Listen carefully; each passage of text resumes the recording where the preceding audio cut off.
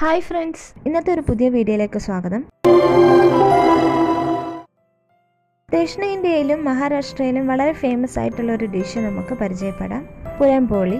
ഇതെങ്ങനെയാണ് തയ്യാറാക്കുന്നതെന്ന് നോക്കാം. ഇതിനായി നമുക്ക് ആദ്യം വേണ്ടത് കടലപ്പരിപ്പാണ്. ഞാൻ 1.5 കപ്പ് കടലപ്പരിപ്പ് നല്ലതുപോലെ കഴുകി സോക്ക് ചെയ്യാനായിട്ട് വെച്ചിട്ടുണ്ട്.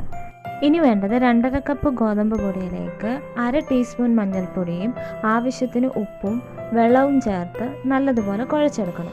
നമ്മൾ ചപ്പാത്തിക്ക് കുഴയ്ക്കുന്ന പരുവത്തിലല്ല, നമ്മുടെ കയ്യിൽ ഒട്ടിപ്പിടിക്കുന്ന ഒരു പരുവമില്ലേ, ആ പരുവത്തിൽ കുഴച്ചെടുത്തതിന് ശേഷം 1 ടീസ്പൂൺ എണ്ണയും ചേർത്ത് കുഴച്ചെടുത്ത് റെസ്റ്റ് ചെയ്യാനായിട്ട് മാറ്റി വെക്കാം.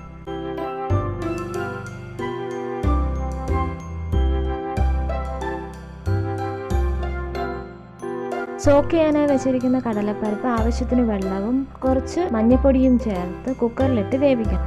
വേവിച്ചെടുത്ത കടലപ്പരിപ്പ് മറ്റൊരു പാനിലേക്ക് മാറ്റി മധുരത്തിന് ആവശ്യത്തിന് ശർക്കരയും ചേർത്ത് നല്ലതുപോലെ വറ്റിച്ചെടുക്കുക. ഈ ഒരു പരുവത്തിന് കുറച്ച് നെയ്യും ഏലക്കാപ്പൊടിയും ചേർത്ത് നല്ലതുപോലെ ഇളക്കി തിക്കായി വരുമ്പോൾ വാങ്ങി വെക്കാം. ചെറു ചൂടോടെ ഇത് നമുക്ക് ചെറിയ ഉരുളകളാക്കി വെക്കാം.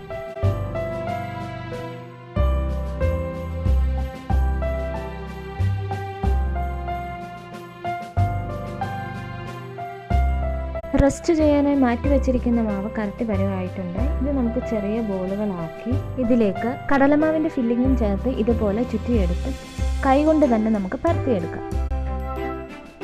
ചപ്പാത്തിയൊക്കെ ചുട്ടെടുക്കുന്ന പോലെ നമുക്കിത് ചുട്ടെടുക്കാം. ഉൾഭാഗം വെന്തിരിക്കുന്നത് കൊണ്ട് നമുക്ക് പുറം ഭാഗം മാത്രം വെന്ത് കിട്ടിയാൽ മതി.